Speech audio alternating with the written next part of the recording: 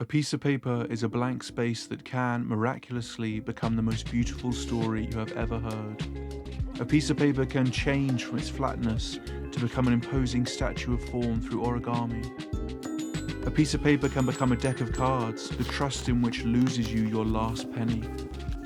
All of this resides in a sheet of paper, waiting for someone to allow it to be born. This has been the best trip of my life. I still wish you were here. In this video, you are encouraged to see this greater possibility, to see something as beautiful as a blank sheet of paper and imagine something even greater that speaks to your personal sensibilities and interests. Each section is a minute or so long, but from it the hope is that you will find inspiration. Try to believe, even just for fun, that somewhere in this video is the answer. If you're looking to create art, solve a personal problem in your life, start a business, become an accountant, whatever it is, be patient and open yourself up to this so that it may work on you. Maybe have a pen to note what stirs in you, and let us begin. Let us start with something broad first. Give yourself a few seconds to take it in. To begin, can you make sense of this image? Take a moment to follow the swirls of the couple's faces and see where they lead. What can you make out in their eyes? Or you might not care for this at all, and instead the paper is a satisfying color. Or maybe it is the sleek square that holds the image. Take it in and let what works work on you. What do you make of the peel of each of their faces and how they can join? This piece is called Bond of Union. Did you expect that? And when you think of yourself, what arises? Does this remind you of science class and learning about the tiny blocks that join together to create life? The thin threads that run between us? Whether these two are glad to be bound so firmly together, I cannot tell. It's a perilous undertaking, and they look a little sad.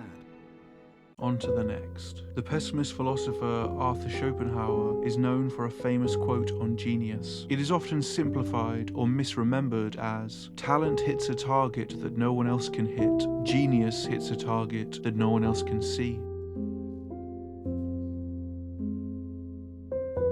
Take a few moments to think on this. Does this quote impress you? Does it even make sense to you? It may steer us to think of someone like Einstein, who revolutionized science in a way that could never have been thought of by those at the time. But more importantly, what is it that you can see that others can't? What do you find yourself interacting with and pondering on that you think the world is missing? Where do your talents lie? For are there times when you feel like the talented marksman who can hit his targets true and consistent? Or maybe we just leave it at the simplified and misremembered.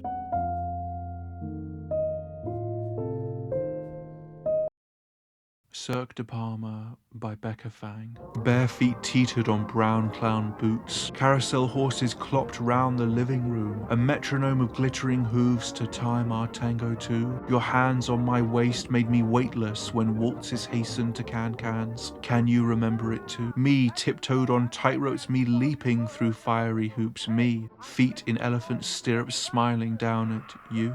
You, ringmaster, whipping horses black and blue. You, shoving me from the trapeze into crowds that claw at my bare knees. You, who pillaged my circus tent and left it full of exit wounds. You, who stalled the carousel that now won't spin.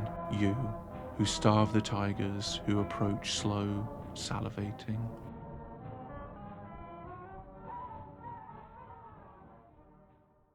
Nowhere is the nature of inspiration most clear than in poetry, where each line is a dreamlike moment of symbolic beauty. It shimmers with meaning, the satisfying rhythm, the expert half rhymes. Have you ever heard a poem so satisfying to the ears? What do you think happened to Laura Palmer? Do you recognize her tragedy?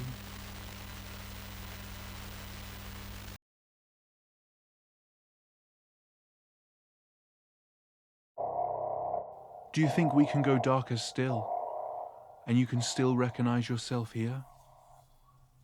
Can you find inspiration even in this? There's No Tomorrow by Becca Fang. Halogens convulse, stain me black, white, red. There's too much me inside my head. Gluey colonies of salt and fat. Blow my brains out with a bottle cap. Fill me with sugar instead. There is too much me inside my head. So, let's evict her, send the bailiffs, nauseous kisses, overdoses. How close am I to the edge? Too much me, too much head. I drink from a gargoyle's cupped hands. I take candy from a masked man. I lie tranquil in God's inconstant lap, pouring at him, mewling like a drugged cat. The inescapability of yourself.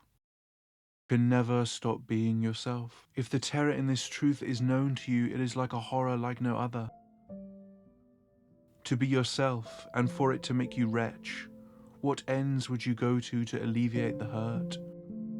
But how can we stop being ourselves? We spend hours, years with ourselves. It is all we know. There is not a single moment in our lives that we are not the direct sun from which everything orbited from.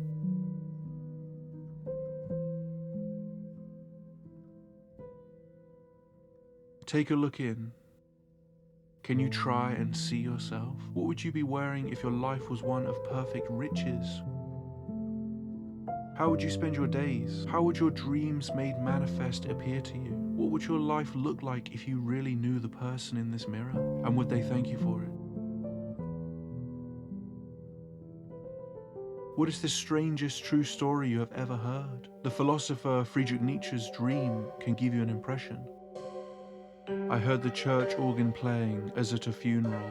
When I looked to see what was going on, a grave opened suddenly, and my father arose out of it in a shroud. He hurries into the church and soon comes back with a small child in his arms. The mound on the grave reopens, he climbs back in, and the gravestone sinks back over the opening. The swelling noise of the organ stops at once, and I wake up.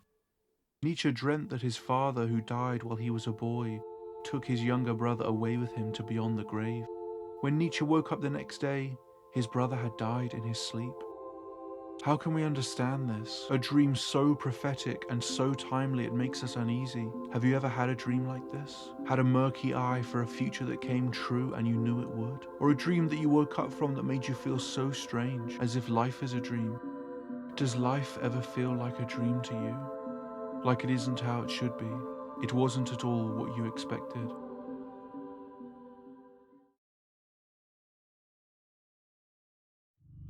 Before I was shot, I always thought that I was more half there than all there. I always suspected that I was watching TV instead of living life. People sometimes say the way things happen in movies is unreal, but actually it's the way that things happen in life that's unreal. The movies make emotions look so strong and real, whereas when things really do happen to you, it's like watching television. You don't feel anything. Right when I was being shot and ever since, I knew that I was watching television. The channels switch, but it's all television. Does life ever feel like TV to you? Because even when life is full of joy and creativity and wonder, it can feel unreal. But in the moment where you realize the strangeness of life, you have an incredible amount of power. You can wield that to change the way you and others see the world. Show it for its strangeness, its undeniable beauty, its dullness, its vibrancy, its everything. You have it in you to express all of this. Creating things is within you in so many forms you have no idea, and unlocking it will give life some true weight. Please return to this video whenever you need. Maybe write your feelings down now and what this has done for you. Thank you.